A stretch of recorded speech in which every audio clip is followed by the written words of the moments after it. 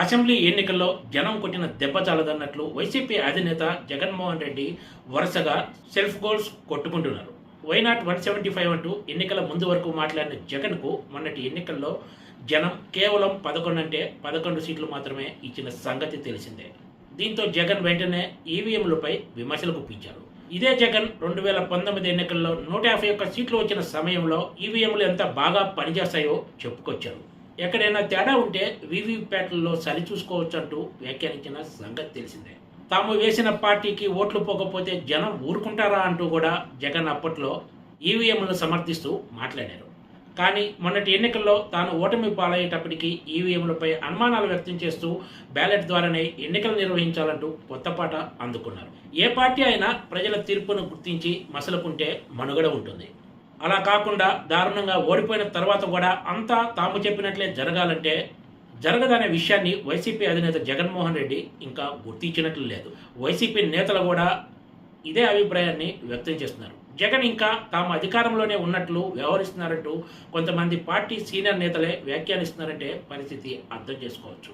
అధికార హోదా అయినా ప్రతిపక్ష హోదా అయినా ప్రజలు ఇవ్వాలి కానీ లేఖలు రాస్తే రాదనే విషయం జగన్కు తెలియదా అన్న చర్చ ఇప్పుడు తెర మీదకు వచ్చింది. తాజాగా వైసీపీ అధినేత జగన్మోహన్ రెడ్డి ఆంధ్రప్రదేశ్ శాసనసభ స్పీకర్ అయ్యన్న పాత్రుడుకు రాసిన లేఖే ఇందుకు కారణమని చెప్పొచ్చు. ఆయన ఈ లేఖలో వివిధ ఉదాహరణలను ఉటంకిస్తూ సభలో తమకు 10% మంది సభ్యులు లేకపోయినా సరే ప్రతిపక్ష హోదా ఇవ్వాలని కోరారు. ప్రతిపక్ష హోదా ఉంటేనే సభలో ప్రజా సమస్యలపై గట్టిగా మాట్లాడగలుగుతామన్నారు. రాజ్యాంగంలో ఎక్కడా కూడా 10% సభ్యులు ఉన్న పార్టీకే ప్రతిపక్ష హోదా ఇవ్వాలనే నిబంధన లేదంటూ జగన్ తన లేఖలో ప్రస్తావించారు.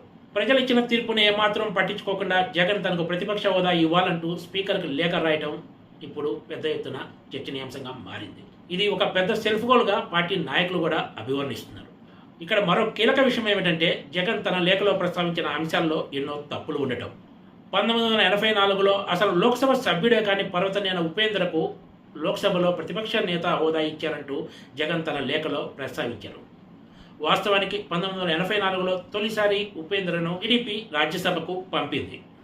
ఎక్కడి వరకో ఎందుకు 2018లో తెలంగాణలో జరిగిన అసెంబ్లీ ఎన్నికల్లో కాంగ్రెస్ పార్టీ ప్రతిపక్ష హోదాను దక్కించుకుంది. కానీ తర్వాత ఏమైందంటే 12 మంది ఎమ్మెల్యేలు అప్పటి టీఆర్ఎస్లో చేరటంతో ప్రతిపక్ష నాయకుడిగా ఉన్న మల్లు భట్టి విక్రమార్క ఈ హోదాను కోల్పోయిన విషయం తెలిసిందే. ఈ పని చేసింది కూడా జగన్ తాను మార్గదర్శిగా భావించే కేసీఆర్ అన్న సంగతి ప్రతి ఒక్కరికి తెలుసు. అంతేకాదు మొన్నటి సార్వత్రిక ఎన్నికలు జరిగే వరకు లోక్సభలో అతిపెద్ద పార్టీగా ఉన్న కాంగ్రెస్కు ప్రతిపక్ష హోదా ఇవ్వని విషయం కూడా పలుమార్లు చర్చకు వచ్చింది. ఇదే అంశంపై కొంతమంది సుప్రీంకోర్టును ఆశ్రయించినా కూడా ఫలితం లేకుండా పోయింది. స్పీకర్పై అయినా ప్రభుత్వంపై అయినా అవిశ్వాస తీర్మానం పెట్టాలంటే సభ సభ్యుల్లోని 10% మంది సంతకాలు చేస్తేనే అది చెల్లుబాటు అవుతుంది. ఈ లెక్కన వైసీపీకి ఆంధ్రప్రదేశ్ అసెంబ్లీలో అటు స్పీకర్పై అయినా ప్రభుత్వంపై అయినా అవిశ్వాస తీర్మానం పెట్టే ఛాన్స్ కూడా లేదని చెప్పొచ్చు.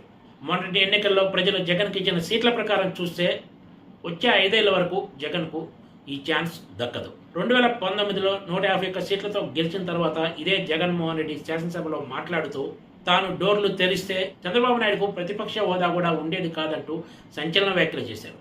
ఆ సమయంలోనే అవునయ్యా నీకు తెలియదు కావాలంటే తెలుసుకో అంటూ కూడా వ్యంగ్యాస్త్రాలు సాధించారు. ఇది ఒక్కటి చాలు జగన్ తన అవసరం కోసం వాదనలు ఎలా అయినా సరే మారుస్తారని చెప్పడానికి. జగన్ ఈవీఎంలపై ఇప్పుడు ప్రతిపక్ష హోదాపై మాట్లాడుతున్న అంశాలకు సంబంధించి అధికార టీడీపీ ఎప్పటికప్పుడు దీనికి సంబంధించి గతంలో జగన్ చేసిన వ్యాఖ్యల వీడియోలను సోషల్ మీడియాలో వైరల్ చేస్తుంది. దీంతో ఆ పార్టీ ఇరకాటంలో పడాల్సి వస్తుందనే చెప్పొచ్చు. Please subscribe TGT.